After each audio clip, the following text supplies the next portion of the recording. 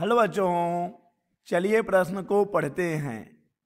नीचे दी गई सतहों में से किस सतह पर एक गोला बिना फिसले नहीं लुढ़क सकता है? दिए गए विकल्प हैं: ए चिकनी क्षैतिज सतह पर, बी चिकनी नत सतह पर, सी खुरदुरी क्षैतिज सतह पर, या फिर डी खुरदरी नत सतह पर। तो चलिए बच्चों, सबसे पहले हम लिख लेंगे मूल अवधारणा। मूल अवधारणा जिस पर कि बच्चों यह प्रश्न आधारित है। बच्चों यह प्रश्न आधारित है लोटनी गति पर। लोटनी गति, चलिए बच्चों पहले तो हम ये समझ लें कि क्या होती है लोटनी गति। बच्चों लोटनी गति मिश्र स्थानांतरीय घूर्णन गति होती है। मिश्र स्थानांतरीय घूर्णन गति बच्चों एक ऐसी गति जिसमें स्थानांतरित गति भी हो और घूर्णन गति भी हो। जैसे कि बच्चों मान लीजिए कि है एक सतह, ये हमने एक सतह ले लिया और इस सतह पर हम एक गोले की गति की बात कर रहे हैं। तो बच्चों ये गोला किसी एक रेखीय वेग से आगे भी बढ़ रहा होगा और इस केंद्र के परितः किसी कोणीय वेग ओमेगा से घूर्णन गति भी कर रहा होगा। तो बच्चों ऐसी गति को ही हम कहते हैं लोटनी गति। बच्चों अब ये लोटनी गति भी हम दो प्रकार से पढ़ सकते हैं। एक जिसे हम कहते हैं शुद्ध लोटनी गति। शुद्ध लोटनी गति, शुद्ध लोटनी गति बच्चों शुद्ध लोटनी गति ऐसी गति होती है जिसमें कि हमारा जो पिंड है बिना फिसले गति करता है। बिना फिसले गति करता है। बच्चों इसमें क्या होगा कि हमारे इस गोलाकार वस्तु का, हमारे इस पिंड का जो भी तल इस सतह के संपर्क में होता है उसका जो वेग होता है बच्चों शून्य होता है।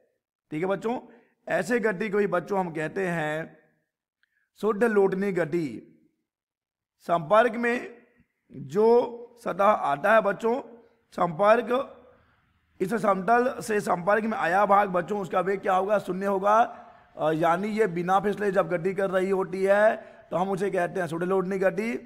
लेकिन बच्चों ऐसी भी स्थिति हो सकती है जबकि हमारा जो संपर्क वाला सतह है, जो समतल है, जो संपर्क में है, वो बच्चों फिसल भी सकता है। तो बच्चों लोटनी गति जिसमें कि बात हो रही है फिसलने के साथ भी हो सकती है। लोटनी गति बच्चों फिसलने के साथ भी हो सकती है।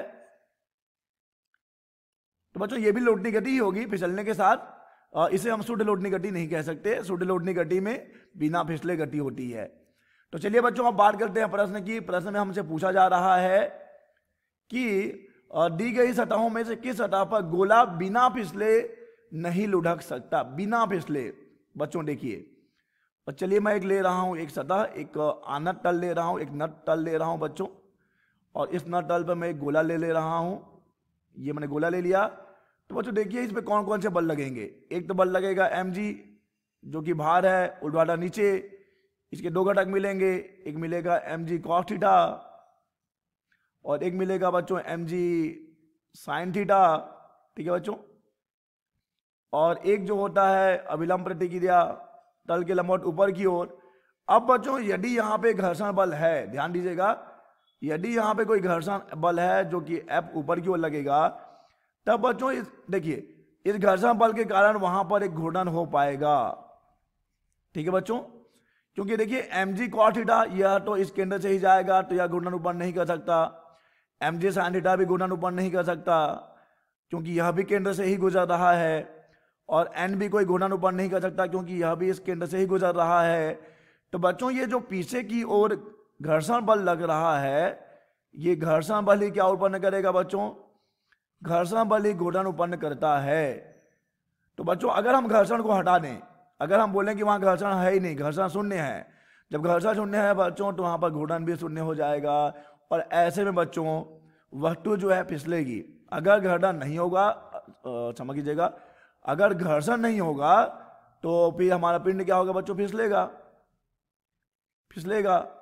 तो जहां पे भी देखिए बच्चों घर्षण है, यानी जो खुरदुरा सतह है, वह तो हमारा सही विकल्प नहीं हो सकता।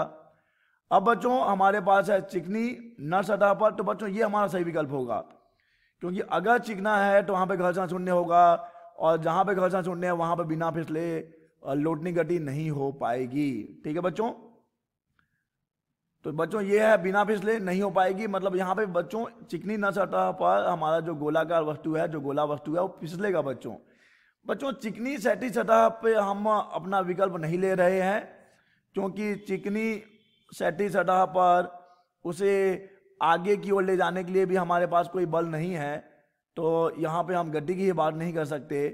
इसलिए बच्चों हम जाएंगे बी विकल्प के साथ, चिकनी नर सतह पर बिना फिसले जो है लुढ़कने वाली गति नहीं हो सकती। तो हमारा सही विकल्प है बी। आशा करते हैं बच्चों आपको यह प्रश्न समझ आया होगा। धन्यवाद।